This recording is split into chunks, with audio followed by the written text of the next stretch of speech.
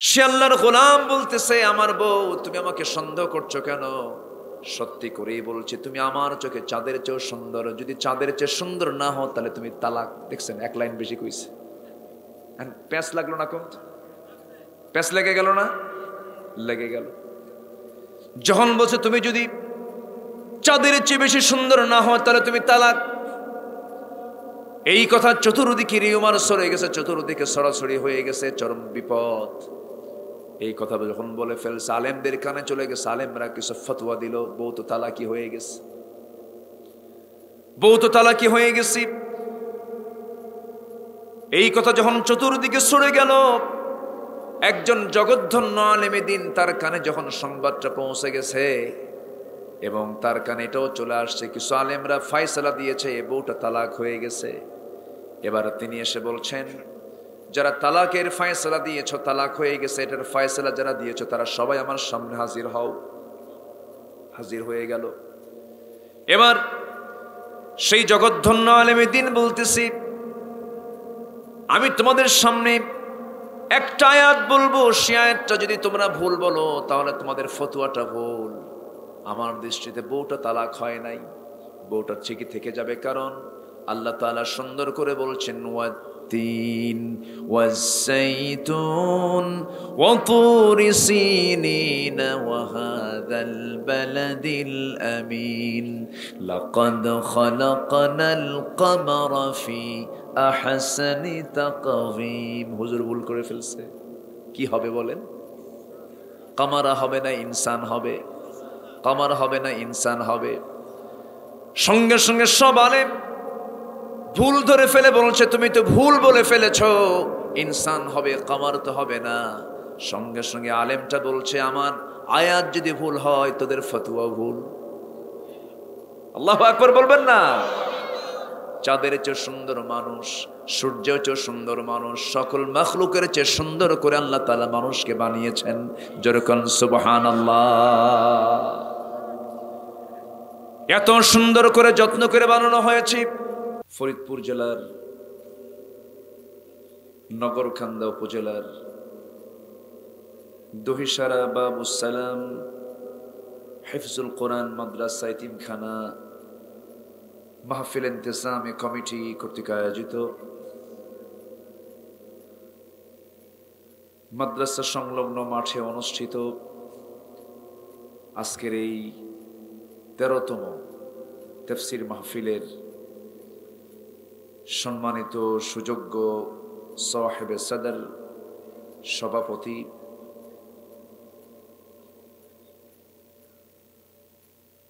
বিশিষ্ট সমাজসেবক, ex chairman মহোদয়, অত্র প্রতিষ্ঠানের সম্মানিত সভাপতি জনাব আরিফুর রহমান তালুকদার, আজকের এই মহৎ আয়োজনের সম্মানিত honourable chief guest, Nagarkanda Salta Faridpur 2 আসনের মাননীয় সাংসদ, এলাকার অভিভাবক,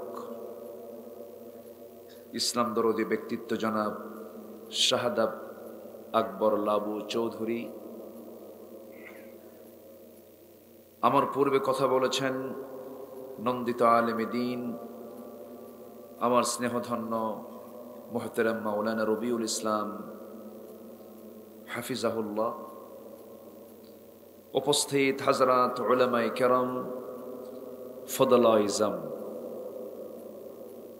সুশীল সমাজ, জাতির শ্রেষ্ঠ সন্তান শিক্ষক মণ্ডলী, জাতির বিবেক সাংবাদিক বৃন্দ, প্রশাসনের দায়িত্ব নিয়োজিত কর্মকর্তাবৃন্দ, সামনে উপস্থিত আজকের মাহফিলের প্রধান আকর্ষণ, যাদেরকে নিয়ে আজকের এই সাজানো গোছানো বর্ণাঢ্য একটা আয়োজন, তাওহীদের পতাকাবাহী, কালেমার ঝান্ডাবাহী, দ্বীন ইসলামের নরসারদুল বীর মুজাহিদ, প্রাণ প্রিয় সম্মানিত দ্বীনি ভাইরা, আড়ালে বসে আছেন শ্রদ্ধেয়া সম্মানিতা সর্বগুণে গুণান্বিতা মা বোনেরা।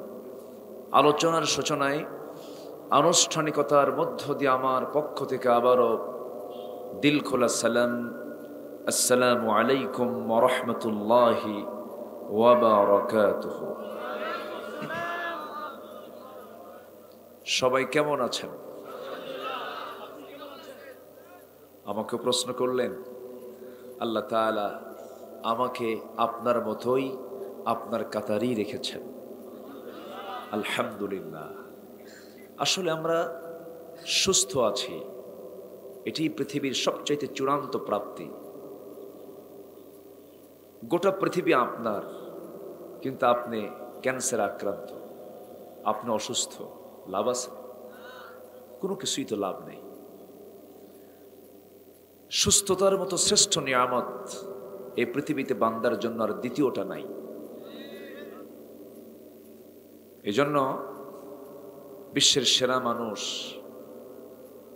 মরুভাস্কর, সরওয়ারে কায়নাত মুহাম্মদুর রাসূলুল্লাহ সাল্লাল্লাহু আলাইহি সাল্লাম তিনি বলেছেন, 5টি অবস্থা আসার আগে 5টি অবস্থাকে গনিমত মনে করো।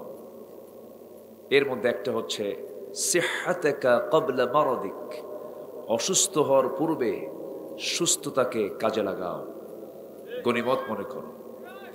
গিনাকা ক্বাবলা ফাকরিক, দারিদ্রতা আসার আগে সচ্ছলতাকে কাজে লাগাও।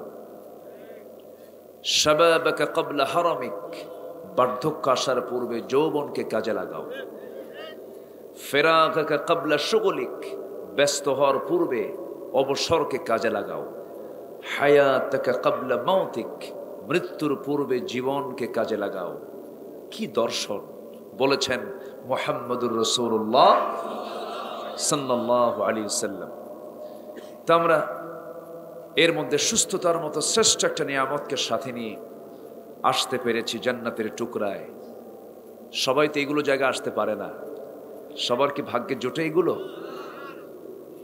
ভালো কাজে অংশগ্রহণ আজকের সমাজে খুব কম, মন্দ কাজের দিকে চাপটা, নেশাটা বেশি আমরা লক্ষ্য করছি। তা আমরা এই জান্নাতের এমন একটি টুকরা আসতে পেরেছি, বলি আমরা সবাই আলহামদুলিল্লাহ। এবং সাথে আমি লক্ষ্য করছি আমার ডান পাশে কিছু ভাই তারা দাঁড়িয়ে আছেন। আমার মনে হয় যদি ভাইয়েরা সব মাহফিলকে প্রাণবন্ত করার জন্য এবং নিজের বরকত হাসিলের জন্য, যদি আমার মনে হয় বাম পাশে কিছু জায়গা ফাঁকা আছে, ডান পাশে ফিল আপ হয়েছে, এই জায়গাটা যদি একটু বসে যেতেন, মাহফিলের সৌন্দর্য বৃদ্ধি হতো, শ্রীবৃদ্ধি হতো। যদি কেউ জানতো যে এই জায়গার মর্যাদা কত, তাহলে এই জায়গা ধরার জন্য কম্পিটিশন শুরু হয়ে যেত। চতুর্দিকে ফেরেশতারা পাহারা দিচ্ছে এবং আমার আপনার জন্য আল্লাহর কাছে গুনাহ মাফের জন্য প্রার্থনা করছেন ফেরেশতারা। সম্মানিত হাজিরিন,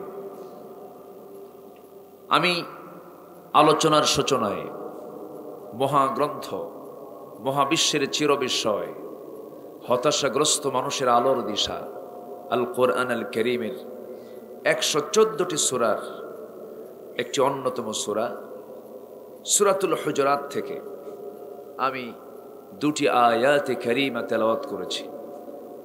2টি আয়াতকে সামনে রেখে কিছু কথা বলতে চাচ্ছি। আমাকে সময় দেওয়া যাবে তো? আমাকে সময় দেওয়া যাবে? আমার আগে আজকের মাহফিলের বরেণ্য অতিথি খুব দামি কিছু কথা বলেছেন। মা হারিয়েছেন তো, প্রিয়জন, কাছের মানুষ হারলে দিলটা নরম হয়। এবং একটা মৃত্যু একটা বিশাল শিক্ষা। মৃত্যু থেকে যদি কেউ শিক্ষা নিতে পারে, সে আল্লাহওয়ালা হয়ে যাবে, সে আল্লাহওয়ালা হয়ে যাবে। রাসূলকে প্রশ্ন করা হলো, কোন লোকটা চালাক? রাসূল বললেন, ক্বালা আকসারুকুম যিকরাল লিল মাউত ওয়া আকসারুহুম ইস্তি'দাদা। সেই লোকটা চালাক যে মৃত্যুর কথা বেশি স্মরণ করে। তোনার প্রত্যেকটা কথাই ঘুরে ফিরে শুধু এই লাইনই আমি শুনছিলাম। তো দোয়া করি আমার ভাইটাকে আল্লাহ তাআলা দ্বীনের জন্য, কোরআনের জন্য কবুল করুন। জোরে বলি আল্লাহুম্মা আমিন। অত্যন্ত সম্ভ্রান্ত তিনি। শুনলাম তো তার মুখ থেকেই ৬২ বছর আগে তিনি দেখেছেন, তার আত্মজীবনের কিছু কথা তিনি উপস্থাপন করলেন। আসলে পৃথিবীতে চাওয়ার কিছু জায়গা নয়, চাওয়ার জায়গা হলো মরার পরে। পৃথিবী তো চলেই যাবে, জাস্ট ওয়েটিং রুমের সঙ্গে উনি তুলনা করলেন। খুব ভালো লেগেছে আমার। আল্লাহ তুমি তার পরিবারকে দ্বীনের জন্য কবুল করে নাও। ওনার ব্যস্ততা আমি বুঝতে পারছি, উনি থাকবেন না, ওনার যেতে হবে, আমি এটাও জানি। উনি যাবেন তো আপনারা কেউ রাগও করবেন না। ওনার হয়তো আরও কিছু প্রোগ্রাম আছে, অনেক ব্যস্ততা আছে, তো উনি চলে যাচ্ছেন। সাথে আবার আপনারা যাবেন না তো? আপনাদের কিন্তু ছুটি নাই। ওনার ছুটি, ওনার ব্যস্ততা ওনাকে বাধ্য করছে। উনি চলে যাচ্ছেন, আমরা তার জন্য দোয়া করি। ভালো থাকবেন। জি আলহামদুলিল্লাহ। জি সম্মানিত হাজিরিন, সম্মানিত উপস্থিতি, আসুন আমরা মূল পর্বের দিকে চলে যাই। আমাকে সময় দেওয়া যাবে তো নাকি? আমাকে সবাই সময় দেবেন তো ইনশাআল্লাহ?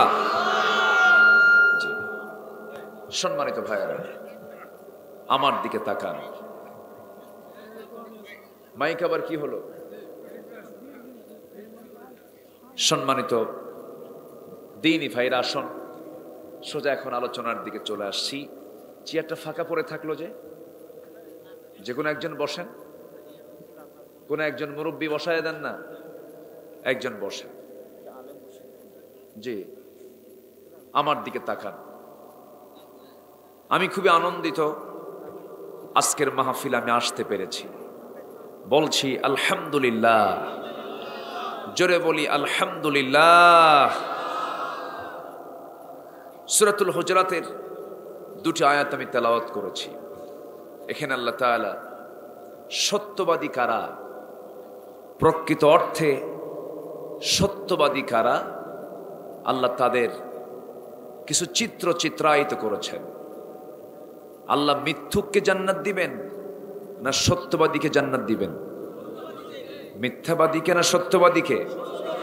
সত্যবাদীকে জান্নাত দিবেন। সত্যবাদী কারা আল্লাহর ভাষায় আল্লাহ তাআলা এখানে তুলে ধরেছেন।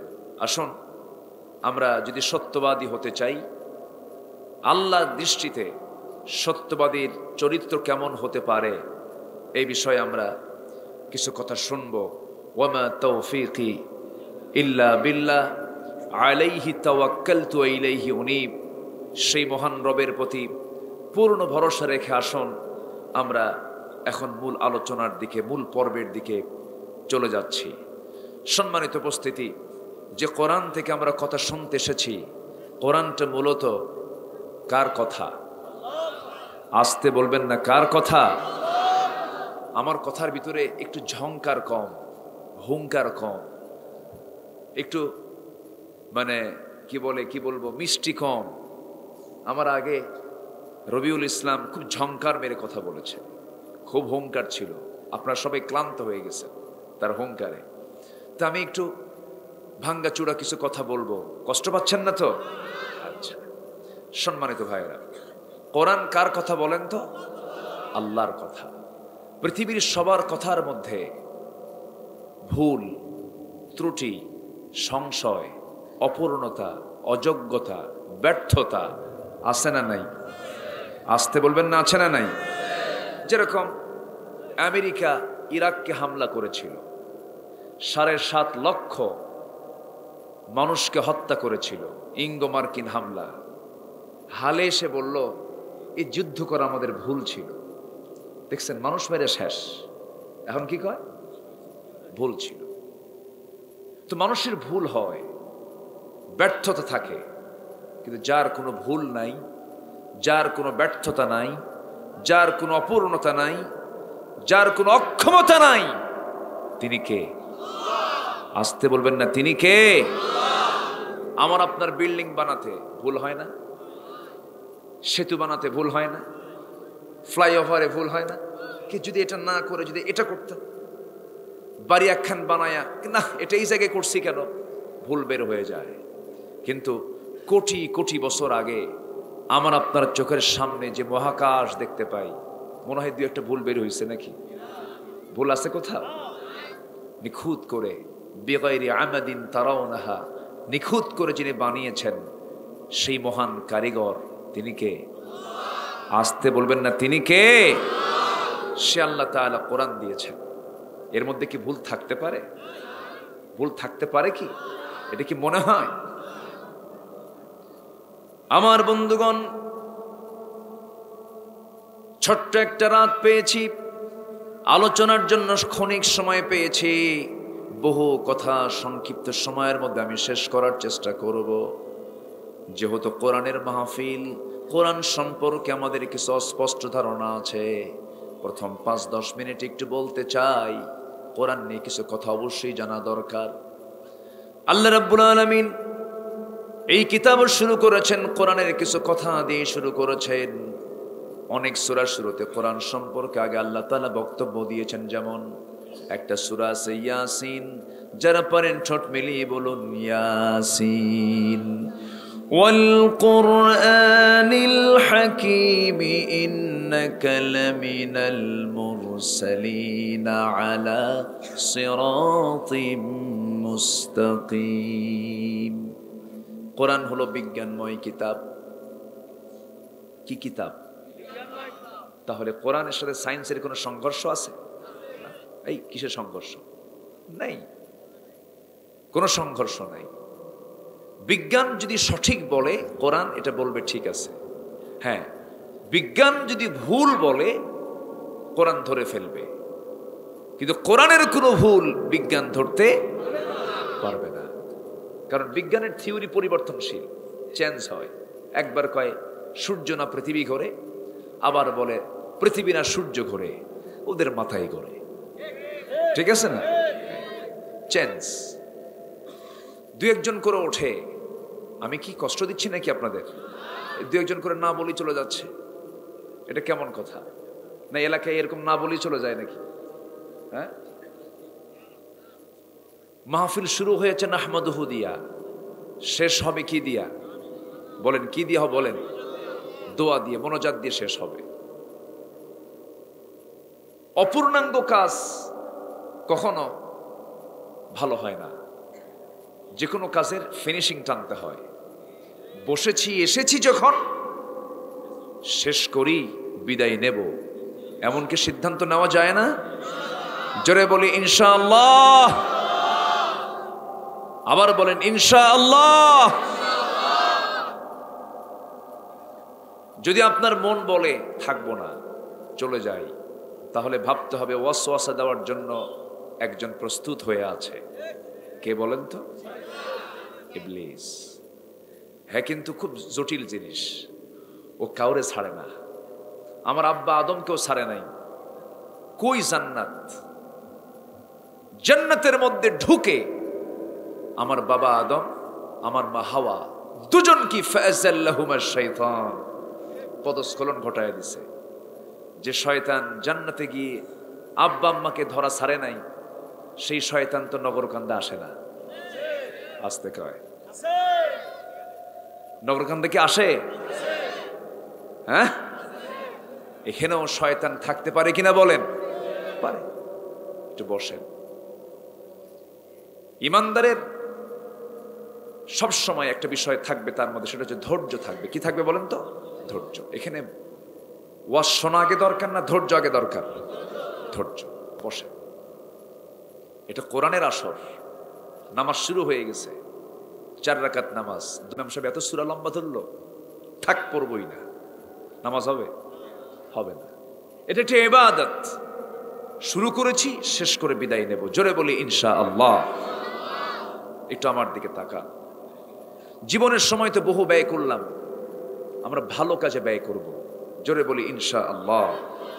ভালো কাজে আমরা ব্যয় করব, কারণ সময় দিয়েছেন আল্লাহ তাআলা খারাপ কাজ করার জন্য না ভালো কাজ করার জন্য?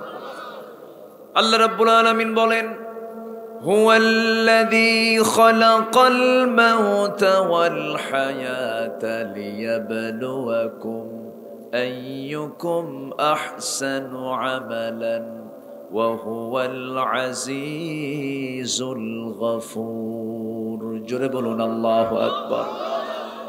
তিনি সেই মহান সত্তা যিনি মৃত্যু এবং জীবন সৃষ্টি করেছেন যেন তিনি বুঝে নিতে পারেন তোমাদের মধ্যে কোন কোন বান্দাগুলো ভালো আমল করতে পারলো, ভালো আমল করে আসলো। এই জন্য ভালো আমলগুলো করার আমাদের জীবনের টার্গেট থাকতে হবে। কিছু নফল নামাজ বাদ গেল, কিছু নফল রোজা বাদ গেল, কিছু দুর্বল, কিছু সুন্নাত, কিছু আমল বাদ চলে গেছে, হয়তো মিসিং হয়ে গেছে। যত বড় ক্ষতি না হলো, আমার বন্ধুগণ, যদি কোনো বান্দা তার জীবন থেকে গুনাহগুলোকে ঝেড়ে ফেলে দেয়, এটাই তার জীবনের সবচেয়ে বড় প্রাপ্তি। আমরা গুনাহমুক্ত জীবন যাপন করব। জোরে বলি ইনশাআল্লাহ, আরো জোরে বলি ইনশাআল্লাহ। কোরআন নিয়ে আমি কথা বলছিলাম। বিজ্ঞান ভুল করতে পারে, কিন্তু কোরআন কখনো ভুল করবে না। কোরআন যে তথ্যটা দেবে, এটা আপডেট তথ্য দেবে। এই তথ্যের উপর আর কোনো তথ্য নেই, সব ভুল প্রমাণ হয়ে যাবে। আমার সম্প্রতি একটা সফর ছিল কাতারে। কাতারে কিছু সেমিনার ছিল, প্রোগ্রাম ছিল। তো আমি বিমানে চড়ে উইন্ডো সাইডে জানালার পাশে বসে আসতেছি। তো হাজার হাজার ফিট উপরে ওঠা বিমানে চড়ে আসছি, সূর্যের কিরণ লাগছে। তো নিচের দিকে দেখি বিশাল মেঘমালার স্তর। এই স্তরগুলো দেখে ভাবলাম, আল্লাহ, এই স্তরগুলোকে, মেঘমালাগুলোকে তুমি কেমনে ঝুলায় রাখছো? এগুলোর কি ওজন আছে নাকি? এটা ভাবতেছি।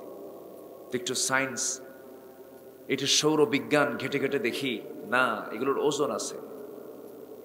মুলেনুম্বাস নামে কিছু মেঘমালা আছে যার ওজন হলো 200 টন। কিউমুলেনুম্বাস নামে কিছু মেঘমালা আছে যাদের ওজন হলো 10 লক্ষ টন। যদি এই বিশাল ওজনের মেঘমালা যদি আল্লাহ তাআলা ছেড়ে দিতেন, পদ্মা সেতু থাকতো? আস্তে করে থাকতো? সোজা শুধু ওই মেঘমালা ছেড়ে দেওয়া, পড়তো, সমান হয়ে যেত। কিন্তু ঝুলায় রাখছেন কে? আসতে বলবেন না কে? সঙ্গে সঙ্গে মনে মনে ভাবলাম, আল্লাহ, তুমি তোমার কালামে কি বলেছো? কোরআন আল্লাহ রাব্বুল আলামিন সুন্দর করে এক জায়গায় বলছেন, হুয়াল্লাযী ইউরীকুমুল বারকা খাওফান ওয়া তামাআন ওয়া ইউশিস সাহাবাস সিকাল।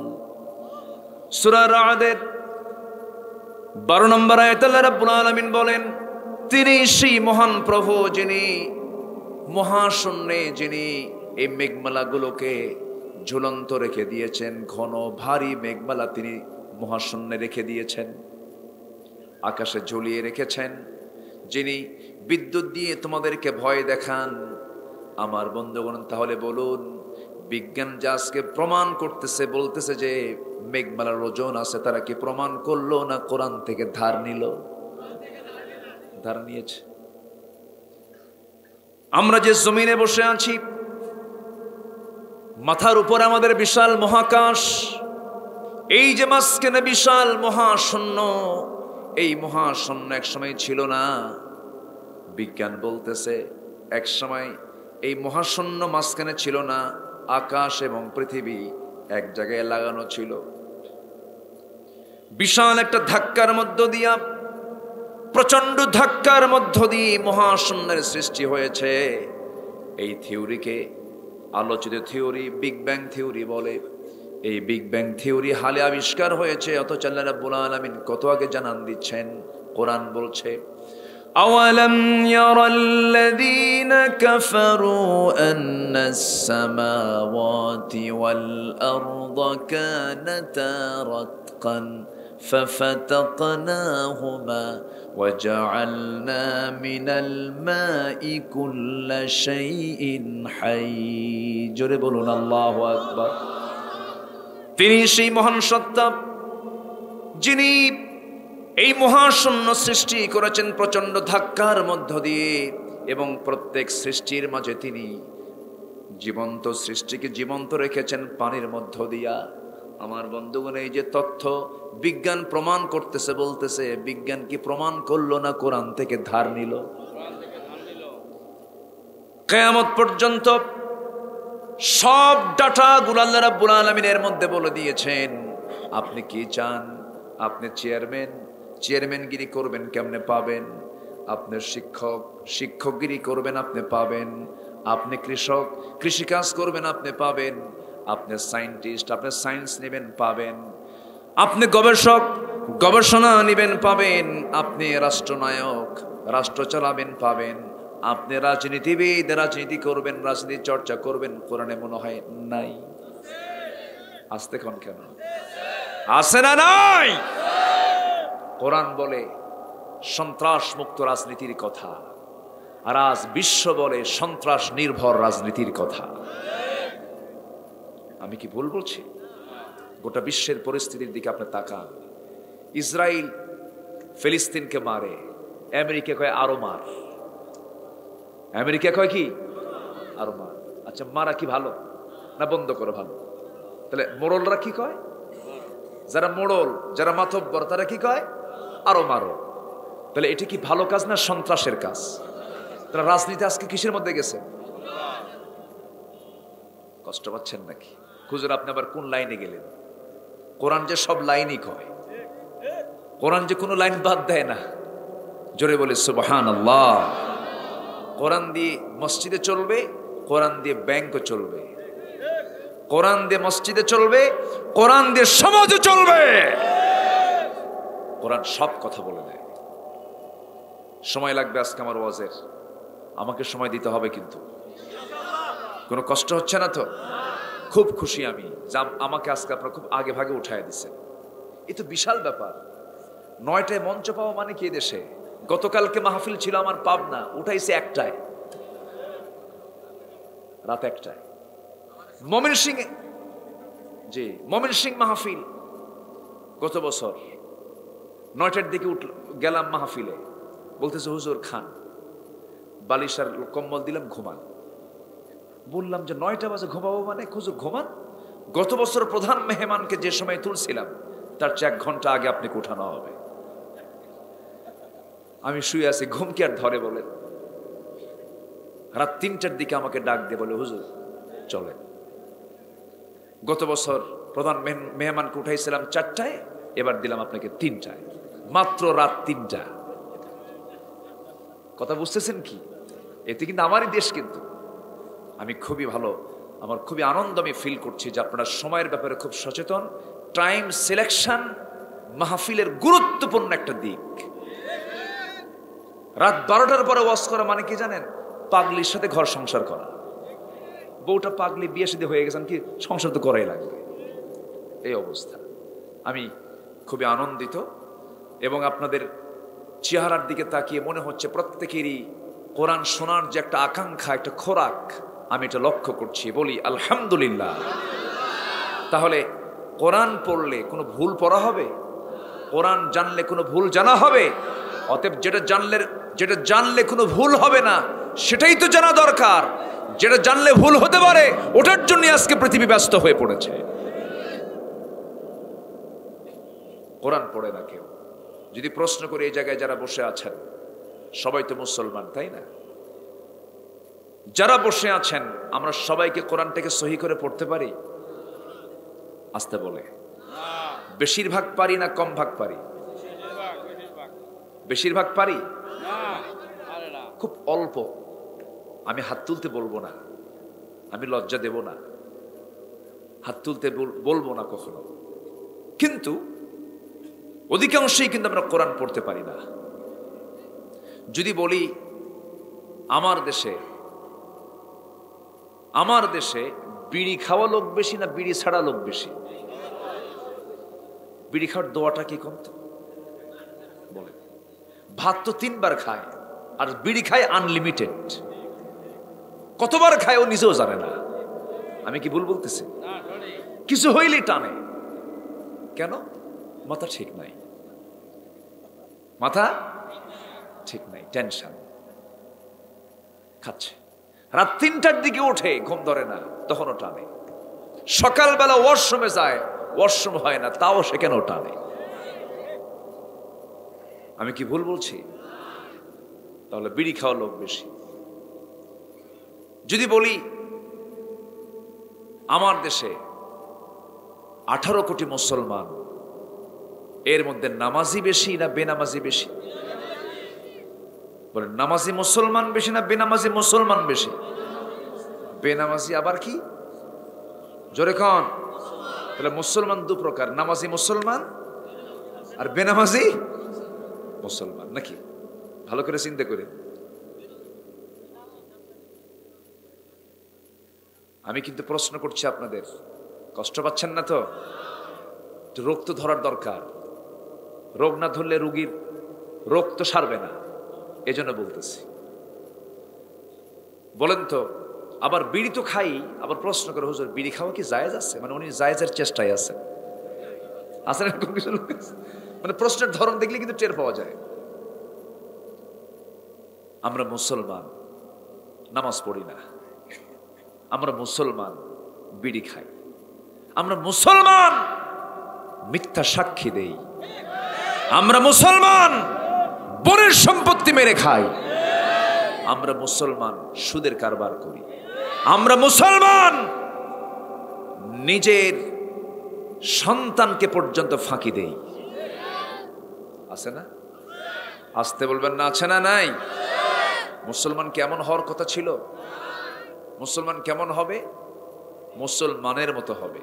কিসের মতো হবে? আমার বন্ধুগণ, কথা অনেক আছে, একটু সেজে গুজে নিয়ে সামনের দিকে এগিয়ে যাই। আমরা মূল আলোচনার দিকে চলে যাচ্ছি। একটা বিষয় ক্লিয়ার হলো, কোরআন পড়লে পরে আমরা নির্ভুলই পড়বো, কোরআন ছাড়া যেটাই পড়বো সেটার মধ্যে ভুলে ভরা। অতএব পড়তেই যদি হয় নির্ভুলটাই পড়বো, নির্ভুল পড়লে পরে ভুলগুলো ধরতে পারবো, আর ভুলগুলো পড়লে পরে কিছু হবে, কিছু হবে, হবে না।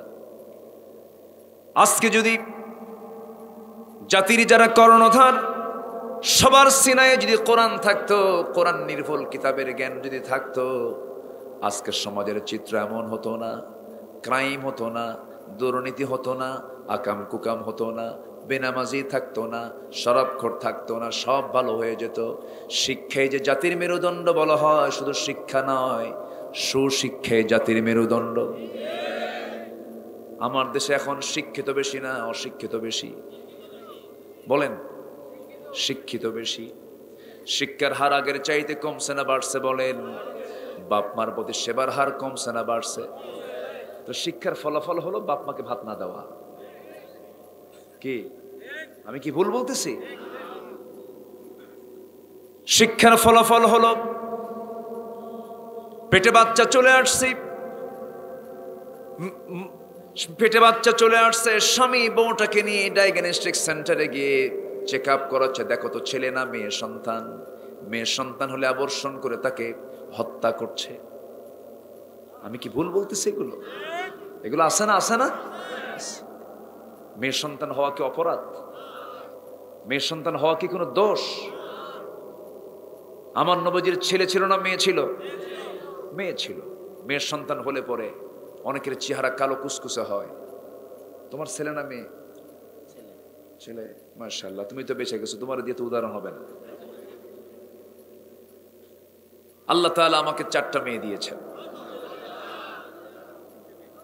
এত আস্তে আলহামদুলিল্লাহ। বিয়ে কি আপনি দিবেন নাকি? বিয়ে তো আমি দেব। একটু জোরে কর না ভাই, আলহামদুলিল্লাহ। জি, মাহফিল অনেক মা বোন মনে হয় আসছে না? মা বোনরা আছে তো? ইসলাম মায়ের পক্ষে কথা বলে, কিন্তু মারা বোঝে না। মারা কয় আমাদের শুধু বস্তাবন্দি করে রাখে, আমাদের কিচ্ছু দেয় নাই, অনেক কিছু বলে। কিন্তু সবচেয়ে অধিকার বেশি বাবার না মায়ের? অধিকার বেশি কার, বাবার না মায়ের? কিন্তু মারা কয় কিছুই পাই নাই। মাদের কি নিয়ে কথা বলবো? জোরে বলি ইনশাআল্লাহ। মেয়ের সন্তান হলে পরে মনটা খারাপ, বাড়িতে মনে হয় শোক পড়ছে, শোক। বাচ্চা যদি মেয়ে হয়, মেয়ের মাকে বলে তোর পেট পোষা। জোরে কর নাউযুবিল্লাহ। অথচ আমার রাসূল বলেছেন, যার ঘরে 3টা মেয়ে তার জন্য 3টা পৃথক জান্নাত। ইসলাম কত অধিকার দিয়েছে। কিন্তু আজকে কি শিক্ষা পেলাম আমরা? আধুনিক কায়দায় সন্তানগুলোকে অ্যাবর্ষণ করে মেরে ফেলা হচ্ছে। সন্তান মেয়ে হলে পরে মন খারাপ করে ফেলে, এমনটা বিশ্বাস রাখি কিতাবকে, বিশ্বাস রাখি ফেরেশতাকে, বিশ্বাস রাখি আখিরাতকে, বাস সে ঈমানদার। বলি আলহামদুলিল্লাহ। সে ঈমানদারকে ডাক দিয়ে বলছেন, ঈমানদার প্রকৃত কারা? আল্লাহ রাব্বুল আলামিন বলেন, প্রকৃত ঈমানদার তারাই যাদের মধ্যে এক নাম্বার গুণ খুঁজে পাওয়া যাবে, ইন্নামাল মুমিনুনাল্লাযীনা আমানু বিল্লাহি ওয়া রাসূলিহি সুম্মা লাম ইয়ারতাবু। প্রকৃত মুমিন তো তারাই যারা এক নাম্বার গুণ, যারা ঈমান এনেছে আল্লাহর উপরে। কার উপরে বলেন? নাম্বার 2 হলো মুহাম্মদ সাল্লাল্লাহু আলাইহি ওয়াসাল্লামের উপরে যারা ঈমান আনতে পেরেছে। এখানে ঈমান আনার ব্যাপারে আল্লাহ তাআলা আগে আল্লাহর কথা নিজে বলেছেন, আমরা বিশ্বাস করেছি আমার আল্লাহ আছেন না নাই? আমরা কি দেখি নাকি? দেখতে পাই? আল্লাহকে দেখা যায়? এই দুনিয়া থেকে আল্লাহকে দেখা সম্ভব নাকি? ও যে চলে যাচ্ছে, যে সমস্যা, চাপ, নিম্নচাপ।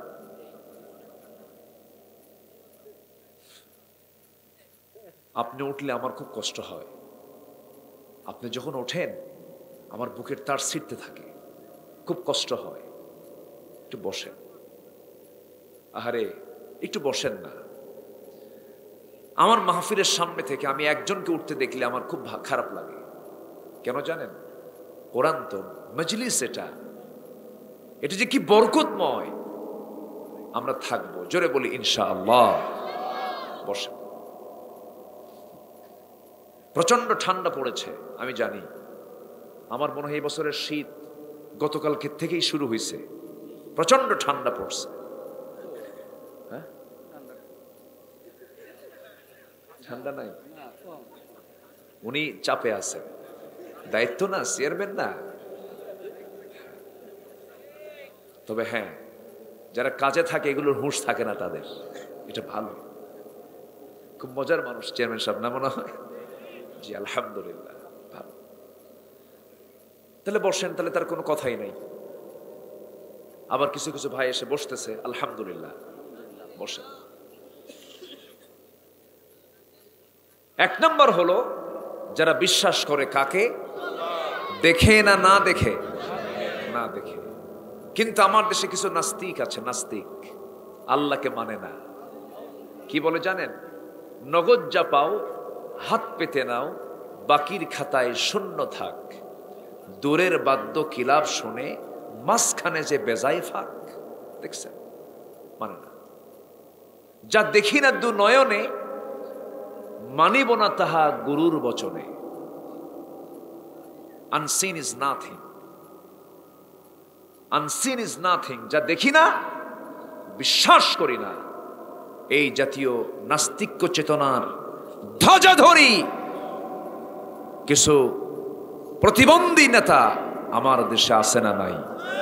আসতে বলবেন না, আছে না নাই? ওরাই হচ্ছে আমার দেশের সবচাইতে বড় কীট। এদের উস্কানিতেই আমার দেশের কিছু নাস্তিকরা আল্লাহর বিরুদ্ধে কথা বলে, নবীর বিরুদ্ধে কথা বলে, কোরআনের বিরুদ্ধে কথা বলে। আছে না নাই? আচ্ছা, বদমাইশ এগুলো। আল্লাহকে বিশ্বাস করো না কেন? যে দেখি না। যে এই যে মাইক চলছে কি দিয়া? বিদ্যুৎ দিয়া। বিদ্যুৎ দেখা যায়? দেখা যায়? মোবাইলের তার আছে, তার। তাহলে মোবাইলে যে রিং বাজে, তার তো নাই, আসলো কেমনে রিং? শক্তি নাই, মাঝখানে শক্তি নাই, ক্ষমতা আছে না নাই? আচ্ছা, দেখা যাচ্ছে না। বিদ্যুৎ দেখা যাচ্ছে না। নিউটন মাধ্যাকর্ষণ শক্তি আবিষ্কার করেছেন, দেখা যায় না। তাহলে বিদ্যুৎ দেখা যায় না, বিশ্বাস করলাম। ইথার দেখা যায় না, বিশ্বাস করলাম। মাধ্যাকর্ষণ শক্তি দেখা যায় না, বিশ্বাস করলাম। মার পেটে ছিলাম 10 মাস, দেখছি কেউ? না শুনছি? আস্তে কয়, দেখছি না শুনছি? কইছে শুনছি, বিশ্বাস করছি, ঠিক আছে। আর যদি না বিশ্বাস করে তাহলে একটু জারস, কি ঠিক আছে না? তাহলে যে বলে যা দেখি না তা বিশ্বাস করি না, বিদ্যুৎ লাগাই দিবেন ওর গায়ে। ওর গায়ে বিদ্যুৎ লাগাই দিয়ে বলবেন তুই তো বিশ্বাস করিস না, দেখ আছে কিনা। কথা বোঝা যায়? যে আল্লাহর সৃষ্টি কিছু আছে অদৃশ্য, বিদ্যুৎ দেখা যায় না, বাতাস দেখা যায় না, মধ্যাকর্ষণ শক্তি দেখা যায় না। আল্লাহ যদি কিছু সৃষ্টি যদি করে থাকেন যে আমাদের চোখে পড়ে না, আল্লাহকে আমরা এই দুনিয়াতে দেখতে পাবো না, দেখা সম্ভব নয়। তবে একজন পয়গম্বর আল্লাহকে দেখার জন্য কোশিশ করেছিলেন, চেষ্টা করেছিলেন। খুব দামি নবী, আল্লাহ এই নবীর কাছে কোনো ফেরেশতা পাঠান নাই, ফেরেশতা পাঠিয়েছেন, তার চেয়ে বেশি কথা বলেছেন আল্লাহ নিজে, তার সঙ্গে ডাইরেক্ট কথা বলেছেন। খুব রাগী নবী, সেই নবীর নামটা কি বলেন তো? এত জোরে বললেন, বাড়ি কি আশেপাশে নাকি? জি বলি আলহামদুলিল্লাহ। দেখেন কত দূরের মানুষ কত আপন হয়ে গেছে। আল্লাহকে বলেছেন, আল্লাহ শোনো, তোমার সঙ্গে তো আমার সারা জীবন অডিও কল হলো। কি কল? অডিও কল হলো, কিন্তু আল্লাহ আজকে একটু ভিডিও কল মারবো।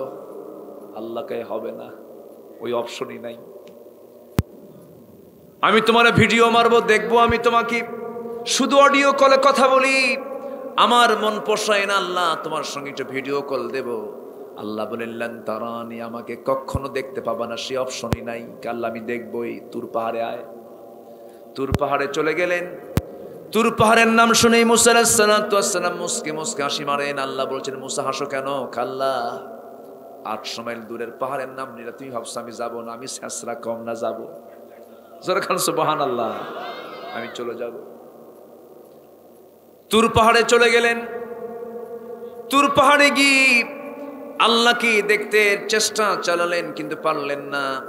চোখ ক্লান্ত হয়ে পড়ল, নূরের তাজাল্লি প্রকাশ পেল, সেন্সলেস হয়ে গেলেন। আল্লাহ বলছেন মুসা, এই চর্ম চক্ষু দিয়ে তুমি আমাকে দেখতে পাবে না, তবে বান্দা, সকল বান্দা আমাকে দেখতে পাবে তৃপ্তি ভরে জান্নাতের ভিতরে। জোরে বলি সুবহানাল্লাহ। সবাই দেখবো না? আল্লাহকে দেখবো আমরা। আল্লাহ দেখতে কেমন? আল্লাহ আল্লাহর মতোই। সুবহানাল্লাহ বলেন। আল্লাহ আল্লাহর মতো। আমরা আল্লাহকে জান্নাতের ভিতরে দেখতে পাবো। আল্লাহ কত বড়, কত মহান, সৃষ্টির দিকে তাকালেই টের পাওয়া যায়। আমরা তো ছোট্ট একটা মাখলুক। তবে হ্যাঁ, সবচেয়ে বেশি দাম দেওয়া হয়েছে মানুষকে। সবচেয়ে বেশি দাম দেওয়া হয়েছে কাকে? মানুষকে। আজকে আসতে নিয়ে রাজবাড়ির ভিতরে আমার ছোট্ট গাড়ি আসতেছে, বিশাল বড় একটা হাতি নিয়া। এখন তো হাতি নিয়ে রাস্তায় ভিক্ষাও করে। কত বড় ভিক্ষুক দেখেন, ঘোর হাতিতে চড়ে ভিক্ষা করে, আছে না? চিন্তা করা যায় কত বড় রাজ ভিক্ষুক। গাড়ি আটকায় ফেলছে। আটকায় ফেলে উপরে ছোট্ট একটা ছেলে বসা, 13 থেকে 14 বছর হবে। এদিকে মাহফিল আসতে আমার দেরি হচ্ছে, আর আমার আটকায় ফেলছে। ড্রাইভারের সাইডে আমি কিছু টাকা দিলাম, ওর কাছে পছন্দ হয় নাই। করে কি, ওই মাহুতটা উঠে, কি বলে, হাতির উপরে যে বসে থাকে, সে মাহুতটা তার কানের নিচে কেমন যেন করে একটা গুতা মারে। গুতা মেরে সিগন্যাল দেয়, এই টাকা নিস না, একটু বেশি করে নে। দেখেন, হাতি মানুষকে চালায় না, মানুষ হাতিকে চালায়। শক্তি বেশি কার? মানুষের। শক্তি বেশি কার? হাতি। থামেন, শক্তি গায়ের শক্তি। গায়ের শক্তি কার বেশি? হাতির না? হ্যাঁ, কি শক্তি দেখেন। এই হাতি আমার আপনার মতো 20-30 জন সলিমুদ্দিকে যদি মারতে চায়, কিছু লাগবে না। শুধু তার সামনের যে একটা বড়, কি বলে এটা, সুরটা আছে, প্যাঁচ মেরে ধরে শুধু পায়ের নিচে ফালাবে। ওজন শক্ত করে ধরার দরকার নাই, শুধু পাটা রাখবে, বেলের মতো পটপট করে ফাটবে। কিন্তু কি ট্রেনিং দেখেন, মাত্র 13-14 বছরের ছোট্ট বাচ্চাটা আজকে নিজের চোখে দেখলাম, সে আস্তে করে গুতা মারে আর বলে এই টাকা হবে না। হাতিও কয় হবে না, হাতিও কয় হবে না। এখন বলেন, এই যে মানুষ হাতিকে চালাচ্ছে তার শক্তি দিয়া না বিশেষ মর্যাদা দিয়া? এই মর্যাদা কে দিয়েছেন? আসতে বলবেন না, কে দিয়েছেন? আল্লাহ দিয়েছেন। যে জ্ঞান দিয়েছেন, বুদ্ধি দিয়েছেন, বিবেক দিয়েছেন, কর্মের স্বাধীনতা দিয়েছেন, জ্ঞানীতে শক্তি, এর চেয়ে বড় শক্তি আর কিছু নাই। এই শক্তি আল্লাহ তাআলা মানুষকে দিয়েছেন, এত সম্মান দিয়েছেন, এত মর্যাদা দিয়েছেন, এবং সবচেয়ে সুন্দর করে মানুষকে বানানো হয়েছে। মানুষের চাইতে সুন্দর করে কাউকে বানানো হয় নাই। কোন একজন আল্লাহর গোলাম তার বউকে খুব মোহাব্বত করে একদিন চাঁদনি রাতে আকাশের চাঁদ দেখতে দেখতে খুব মোহাব্বতের ছেলায় বলে ফেলছে তার বউকে, বউ আমার, আমি তোমাকে দারুণ ভালোবাসি, তুমি আমার চোখে দেখতে খুব সুন্দর, এমনকি চাঁদের চেয়েও সুন্দর। বউ কয় পাম মারো না। বউ কি কয়? পাম মারো। রাগের ঠেলায় সে আল্লাহর গোলাম বলতেছে, আমার বউ তুমি আমাকে সন্দেহ করছো কেন? সত্যি করেই বলছি, তুমি আমার চোখে চাঁদের চেয়েও সুন্দর। যদি চাঁদের চেয়ে সুন্দর না হও তাহলে তুমি তালাক। দেখছেন, এক লাইন বেশি কইছে। প্যাঁচ লাগলো না? কোন প্যাঁচ লেগে গেল না? লেগে গেল। যখন বলছে তুমি যদি চাঁদের চেয়ে বেশি সুন্দর না হও তাহলে তুমি তালাক, এই কথা চতুর্দিকে রিউমার সরে গেছে, চতুর্দিকে সরাসরি হয়ে গেছে, চরম বিপদ। এই কথা যখন বলে ফেলছে, আলেমদের কানে চলে গেছে, আলেমরা কিছু ফতোয়া দিল, বউ তো তালাকি হয়ে গেছে, বউ তো তালাকি হয়ে গেছি। এই কথা যখন চতুর্দিকে সরে গেল, একজন জগৎধন্য আলেমে দিন তার কানে যখন সংবাদটা পৌঁছে গেছে, এবং তার কানে এটাও চলে আসছে, কিছু আলেমরা ফয়সালা দিয়েছে বউটা তালাক হয়ে গেছে। এবার তিনি এসে বলছেন, যারা তালাকের ফয়সালা দিয়েছ, তালাক হয়ে গেছে এটার ফয়সালা যারা দিয়েছ, তারা সবাই আমার সামনে হাজির হও। হাজির হয়ে গেল। এবার সেই জগৎধন্য আলেমে দিন বলতেছি, আমি তোমাদের সামনে একটা আয়াত বলবো, সে আয়াতটা যদি তোমরা ভুল বলো তাহলে তোমাদের ফতোয়াটা ভুল। আমার দৃষ্টিতে বউটা তালাক হয় নাই, বউটা ঠিকই থেকে যাবে, কারণ আল্লাহ তাআলা সুন্দর করে বলছেন, ওয়াত্তিন ওয়াজ্জাইতুন ওয়া তুরি সিনিন ওয়া হাযাল বালাদিল আমিন লাকাদ খালাকনাল কমারা ফি আহসানি তাকওয়িম। হুজুর ভুল করে ফেলছে। কি হবে বলেন? কামারা হবে না ইনসান হবে, কামার হবে না ইনসান হবে। সঙ্গে সঙ্গে সব আলেম ভুল ধরে ফেলে বলছে, তুমি তো ভুল বলে ফেলেছো, ইনসান হবে, কামার তো হবে না। সঙ্গে সঙ্গে আলেমটা বলছে, আমার আয়াত যদি ভুল হয় তোদের ফতোয়া ভুল। আল্লাহু আকবার বলবেন না?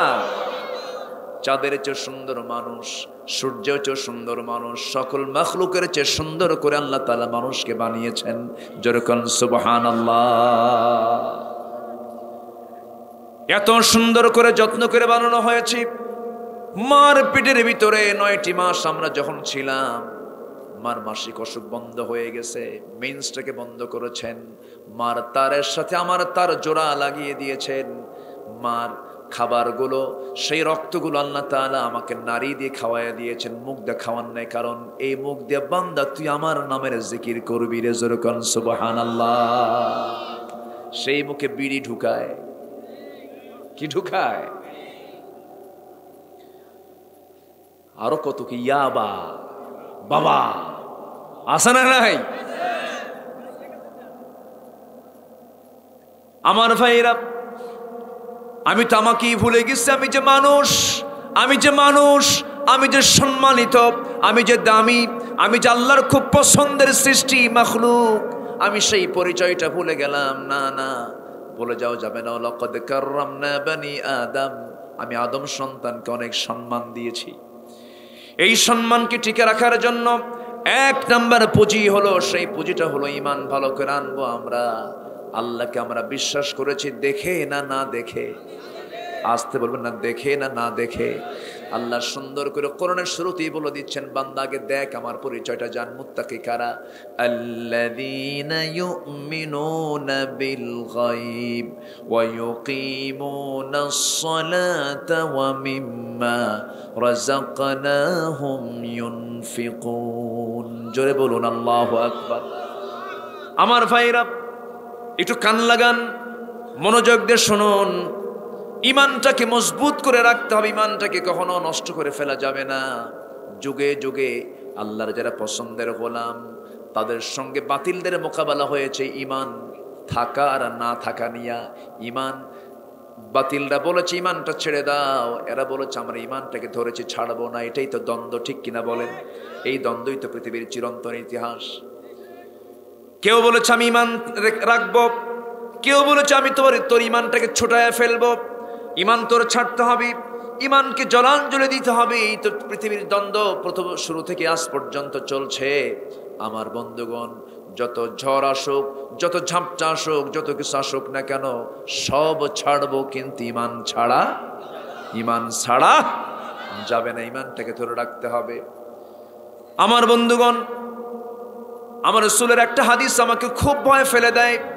আখিরি জামানায় এমন একটা সময় আসবে, যে সময় সকালবেলা বান্দার ইমান থাকবে, বিকালবেলা কাফের হয়ে যাবে।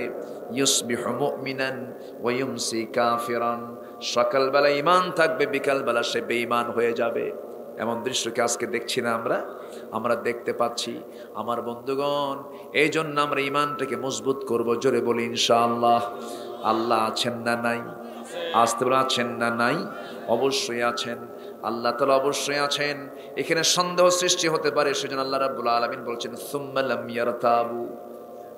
ঈমান যারা আনবে এবং যারা সন্দেহ না করবে, এই সন্দেহ দূর করার জন্য পৃথিবীর কোনো কিতাব আপনার ঈমানকে কখনো মজবুত করে দিতে পারবে না। আপনার ঈমান তখনই মজবুত হবে যখন আপনি কোরআনটাকে বেশি করে রপ্ত করার চেষ্টা করবেন। এই জন্য আমরা কোরআন পড়বো বেশি, কোরআন শুনবো বেশি, গান শুনবো। গান শুনবেন, আস্তে কয় গান শুনবেন। গান শোনা যাবে, গানের ধারে পাশে আমরা যাব না। জোরে বলি ইনশাআল্লাহ, জোরে বলি ইনশাআল্লাহ।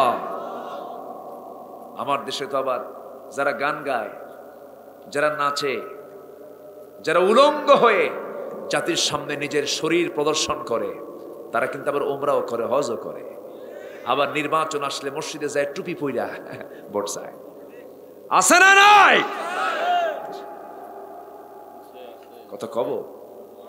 কথা বলবো। ওমরা করতে গিয়ে আবার ফেসবুক লাইভে এসে বলে, প্রিয় দেশবাসী, আমি তো ওমরায় আসছি, সবাই দোয়া করবেন আমার জন্য, আমি যেন নিরাপত্তার সাথে যেন ওমরা পালন করতে পারি, সুস্থভাবে যেন দেশে ফিরে সিনেমার বাকি কাজ যেন সম্পূর্ণ করতে পারি।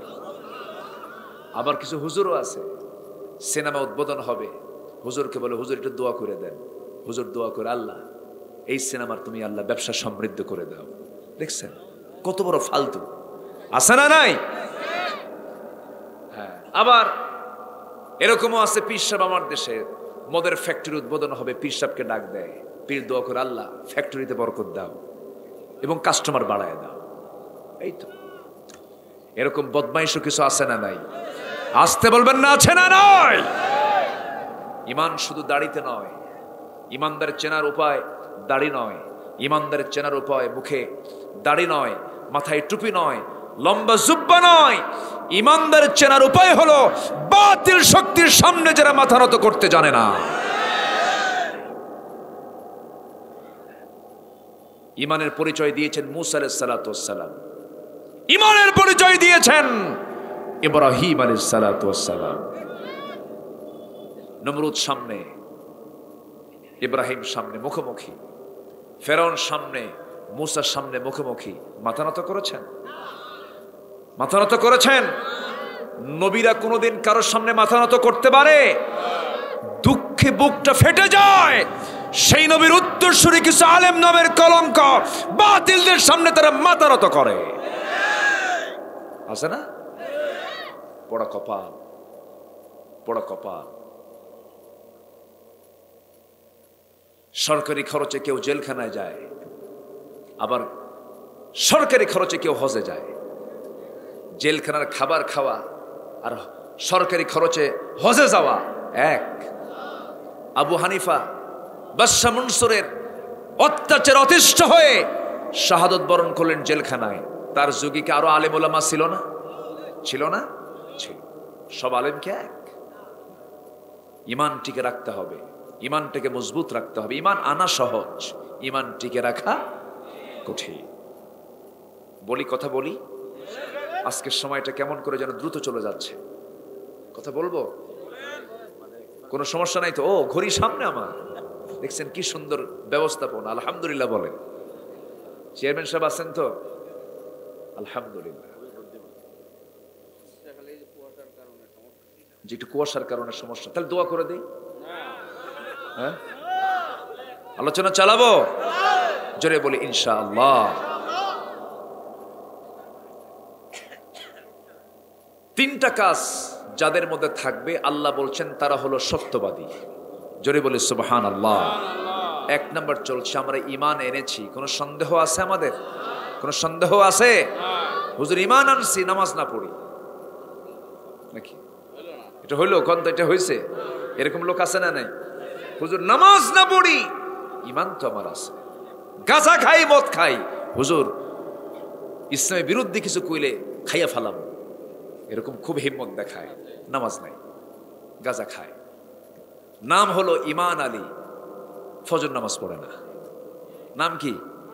ঈমান আলী। নাম হলো রমজান আলী, রমজান মাসে দুপুরবেলা ভাত খায়। নাম হলো আতর আলী, গোটা গায়ে গাজার গন্ধ। নাম রাখছে কি?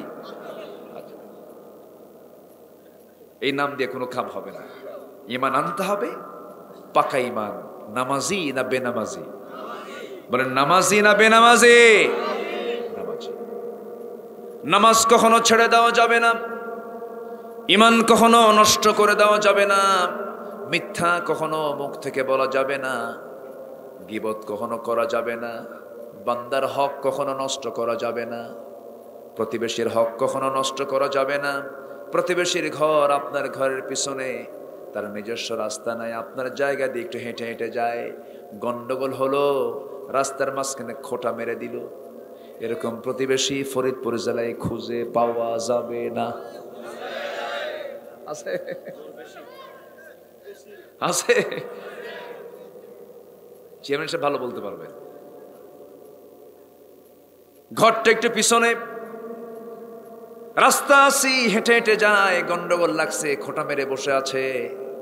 আপনি যে খোঁটাটা মারলেন, আপনি কি জানেন না এই জমিনের মূল মালিকানা একমাত্র কেবলমাত্র কার?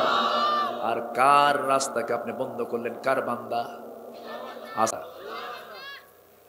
আল্লাহর বান্দার হেঁটে যাওয়ার পথকে আপনি বন্ধ করে দিলেন, খোঁটা মারলেন।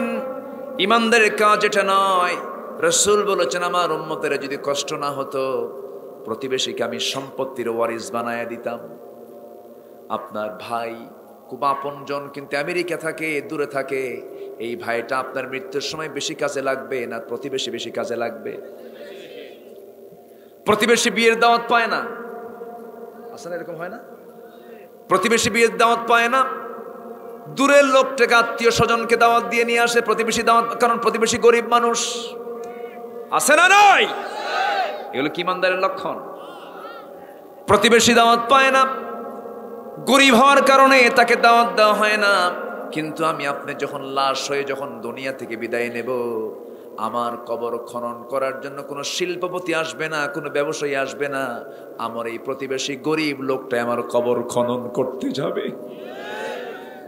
আমার ভাইয়েরা, আমার বন্ধুগণ, ইমানদারের চরিত্র হবে অন্যরকম, ইমানদারের জীবন পরিচালনা হবে ভিন্ন রকম। ইমানদার সবাইকে সহজ করে ভাববে, হিংসা তার মধ্যে কাজ করবে না। যে হিংসুক সে কখনো ইমানদার হতে পারে না। উদার চিত্ততা নিয়ে আমরা চলবো, ধনী গরিব সব মিলেমিশে আমরা চলবো। গরিবের নেতা ছিলেন মুহাম্মদ সাল্লাল্লাহু আলাইহি ওয়াসাল্লাম। ধনী গরিবের ব্যবধান তিনি দূর করেছেন, কালো ধলার ব্যবধান দূর করেছেন। আমার নবীজি বড় মেয়ে বড় মেয়ে কুলসুমকে বিয়ে দিয়েছেন সবচেয়ে ধনাঢ্য লোকের সাথে, ওসমান জিন্নুরানের সাথে। আবার নবীজি নিজেও বিয়ে করেছেন ধনী একজন মেয়েকে। আবার নিজের ছোট্ট মেয়ে ফাতিমাকে বিয়ে দিয়েছেন মহা গরিবের সাথে। আমার নবীজি বলছেন, ধনীও আল্লাহর বান্দা, গরিবও আল্লাহর বান্দা, সব সমান হয়ে যাও, নামাজে দাঁড়িয়ে যাও, কাতারে কাতারে সুন্দর করে নামাজে দাঁড়িয়ে যাও, উঁচু নিচু সমস্ত ব্যবধান দূর করে দাও। ইন্না আকরামাকুম ইনদাল্লাহি আতকাকুম, তোমাদের মধ্যে সম্মানিত লোক সেই যে আমি আল্লাহ আমাকে সবচাইতে বেশি ভয় করে। জোরে কোন সুবহানাল্লাহ।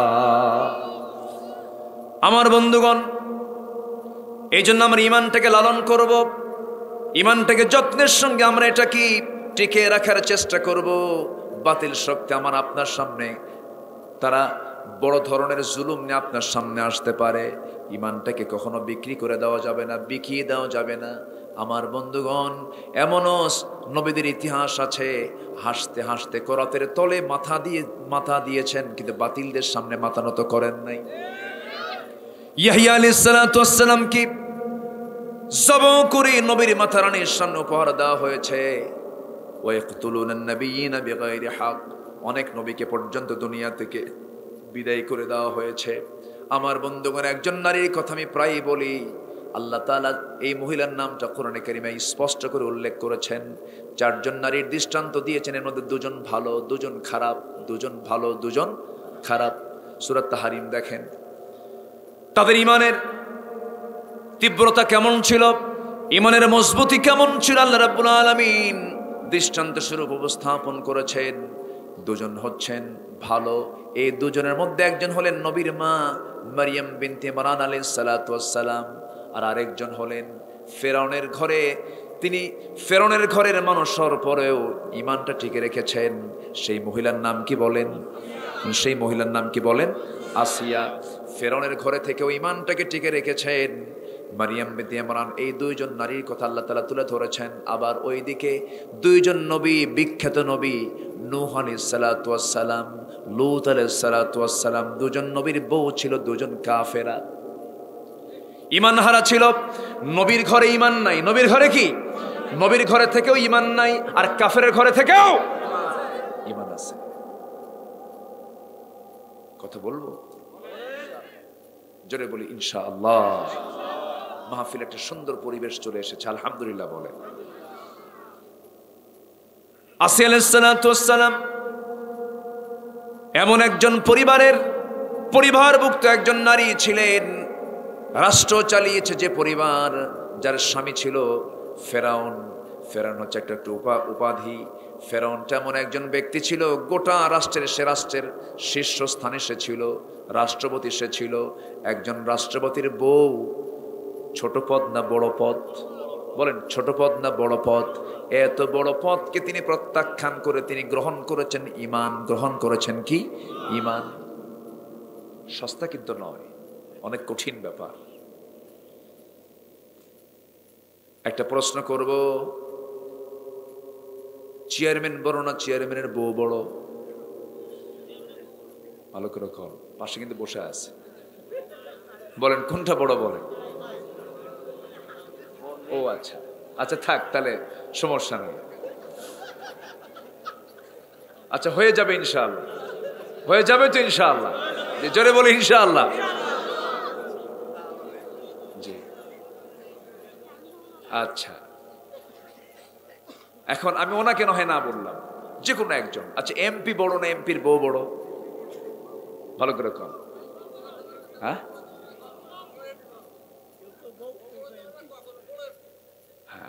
বই এমপি না?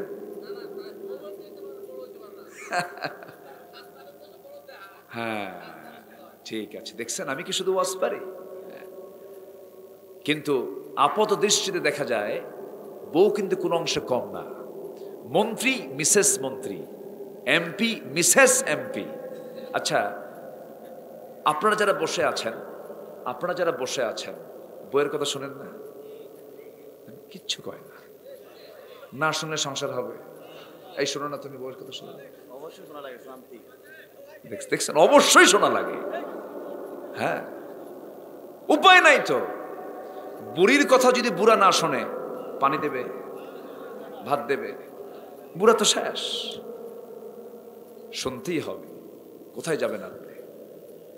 এটা কেন বললাম? জাস্ট বোঝাতে হয়তো। এক রাজা প্রজার মাঝে ঘোষণা করছে, এক রাজা প্রজার মাঝে ঘোষণা করছে, যে প্রজা বইয়ের কথা শোনে তাদেরকে একটা করে ডিম দেওয়া হবে, আর যে প্রজারা বইয়ের কথা শোনে না তাদেরকে একটা করে ঘোড়া দেওয়া হবে। তো এই ফরমান যখন জারি হলো, সারাদিন চলে গেল, বিকেলবেলা শুধু একজন পুরুষকে পাওয়া গেল।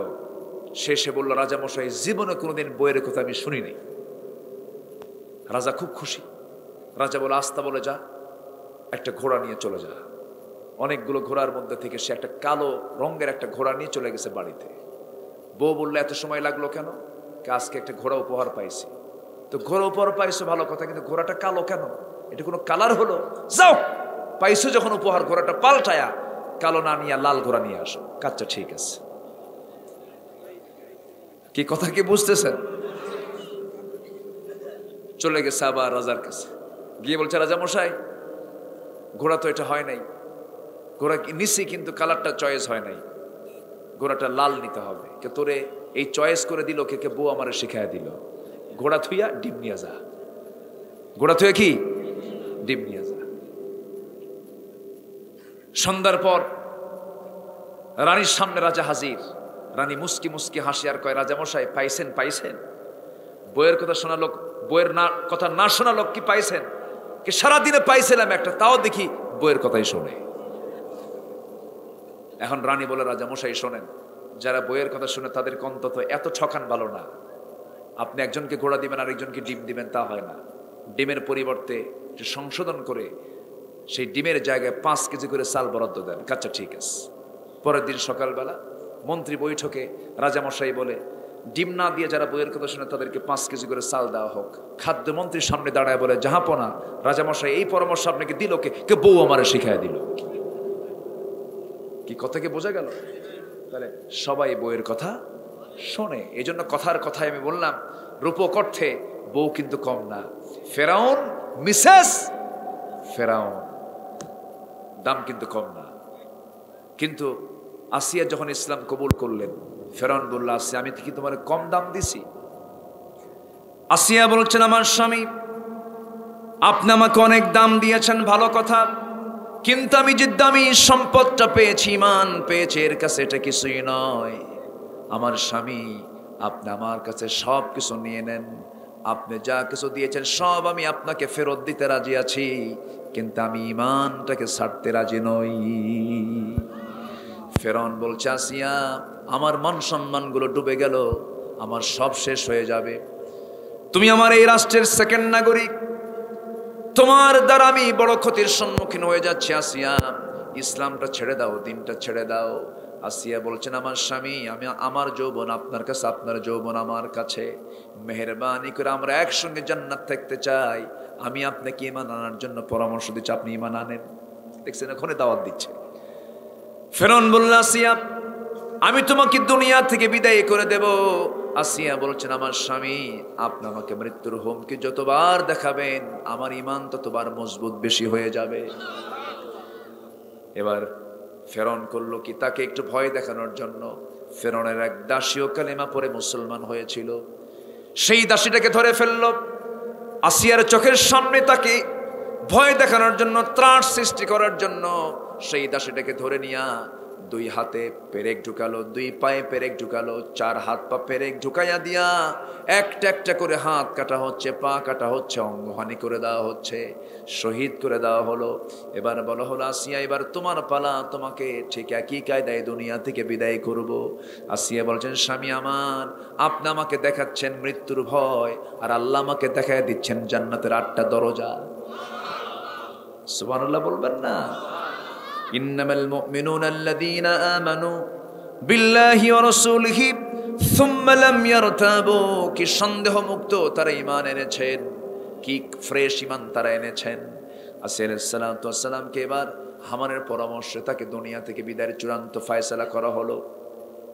হামান বলে ফেলল, ফেরাউন বুকের শত্রু, বড় শত্রু, তুমি আসিয়াকে যতদিন বেঁচে রাখবা তোমার জন্য বড় বিপদ হয়ে যাবে, তাকে মেরে ফেলে দাও। আসিয়া আলাইহিস সালাম যখন নিশ্চিত হয়ে গেলেন তাকে দুনিয়া থেকে বিদায় করে দেওয়া হবে, দুটো হাত তুলে আল্লাহর দরবারে প্রার্থনা করছেন। জল্লাদ সামনে রেডি হয়ে গেছে, জল্লাদ তার কপালে করাত রেখে দিয়েছে, যে কোনো মুহূর্তে অর্ডার হবে করাত দিয়ে চিরে তাকে দুই টুকরা করে শহীদ করা হবে। সেই মুহূর্তে আসিয়া আলাইহিস সালাম একটা দোয়া করেছিলেন, সেই দোয়াটা আল্লাহর দরবারে খুব পছন্দ হয়ে গেছে।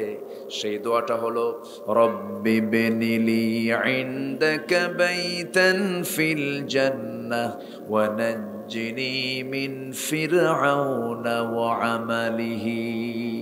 ও আল্লাহ, তুমি আমাকে বানায় দিবা ইনদাকা তোমার কাছে, বাইতান একটা ঘর, ফিল জান্নাহ জান্নাতের মধ্যে। আমি তোমার কাছে বেশি কিছু চাই না, বড় কোনো জান্নাত চাই না, বেশি বেশি ঘর চাই না, তুমি আমার জন্য একটা ঘর দিবা। সেই ঘরটা হওয়া চাই তোমার কাছে, তোমার দরজা, তোমার ঘরের দেওয়ালের সাথে একটা ছোট্ট ঘর তুমি আমাকে বানায় দিবা। আমি তোমার কাছে থাকতে চাই আল্লাহ। ফেরন থেকে তুমি আল্লাহ আমাকে বাঁচাও, তার অনিষ্ট থেকে তুমি আল্লাহ বাঁচাও। আল্লাহ এত পছন্দ এই দোয়াটা কবুল করে নিয়েছেন। আসিয়ার দোয়াটা আল্লাহ রাব্বুল আলামিন উম্মতে মুহাম্মাদের জন্য কিয়ামত পর্যন্ত সূরা কোরআনের মধ্যে রেখে দিয়েছেন। জোরে কোন সুবহানাল্লাহ। করাত দিয়ে চেরা হলো, দু টুকরো হয়ে রক্তাক্ত হয়ে আসিয়া দুনিয়া থেকে বিদায় নিয়ে নিলেন, কিন্তু ঈমান হারা হলেন। ঈমানটা টিকে রাখলেন। ঈমানটা আমরা টিকে রাখবো, জোরে বলি ইনশাআল্লাহ, আরো জোরে বলি ইনশাআল্লাহ। আল্লাহ রাব্বুল আলামিন এর পরে বলছেন, নাম্বার 2 হলো ওয়াজাহাদু বিআমওয়ালিহিম ওয়া আনফুসিহিম ফি সাবিলিল্লাহ। যারা আল্লাহর পথে জিহাদ করবে দুটো জিনিস দিয়ে, জান দিয়ে, মাল দিয়ে। কার কথা? আসতে বলবেন না, কার কথা? এই যে আমরা ইসলামটা পেয়েছি এমনি এমনি আসছে, শুধু দোয়ার মধ্যে দিয়ে আসছে নাকি? দোয়ার মধ্যে দিয়ে শুধু আসে নাই। আমার নবীজির মতো মানুষের দাঁত ভেঙেছে, নবীজির মতো মানুষের কোমর নষ্ট হয়ে গেছে। খন্দকের পরীক্ষা খনন করতে গিয়ে আমার নবীজি কোদাল মারতেছিলেন। সেই কোদাল মারতে মারতে মাথার চুলের মধ্যে ধুলা ঢুকে ঢুকে ধুলাই মলিন হয়ে গেছেন রাসূল। 4টা দিন খাবার খেতে পারেন নাই। কোদাল মারতে মারতে আমার নবীজির কোমর পর্যন্ত কুঁজো হয়ে গিয়েছিল। বাকি জীবন আমার নবীজির দাঁত ভাঙ্গা মুখ নিয়ে, কোমর ভাঙ্গা কোমর নিয়ে আমার রাসূল বাকি জীবন কাটিয়েছেন। সেই কোমর ভাঙ্গা ইসলাম, দাঁত ভাঙ্গা ইসলাম, দাঁত ভাঙ্গার মধ্য দিয়ে আমরা ইসলামটাকে পেয়েছি, কোমর ভাঙ্গার মধ্য দিয়ে আমরা ইসলামটাকে পেয়েছি। সেই ইসলামকে বিজয়ী করার জন্য যদি প্রয়োজন আমাদের বুকের তাজা প্রাণ ঢেলে দিতে হয়, সবাইকে ঢেলে দিতে রাজি আছেন? সবাইকে ঢেলে দিতে রাজি আছেন? রাজি আছেন কারা কারা? হাত উঁচু করে দেখান মুসলমান।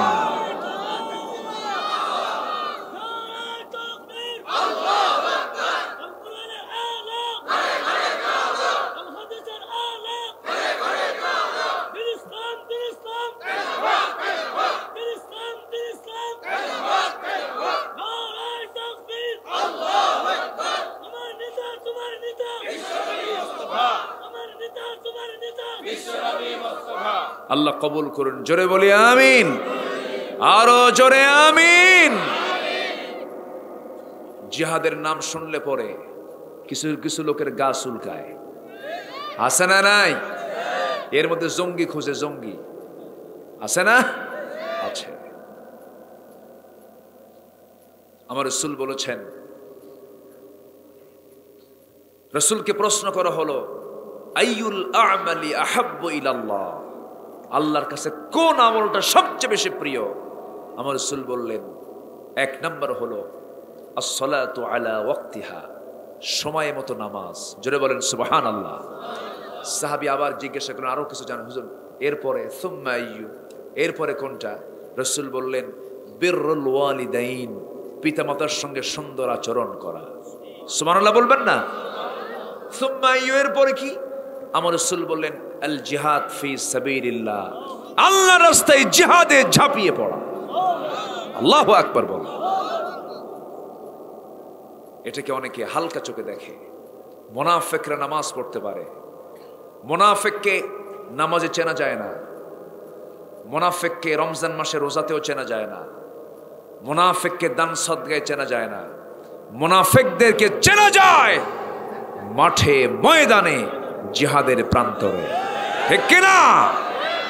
আমার দেশের বহু নেতা আছে শুধু অনলাইনে ঝড় তোলে, আছে না? আছে না নাই? অনলাইনে ঝড় তোলে, যত রক্ত লাগে দেব, প্রয়োজনে লোক পাঠাবো, আমি যাব না। এগুলো দিয়ে কোনো কাম হবে না।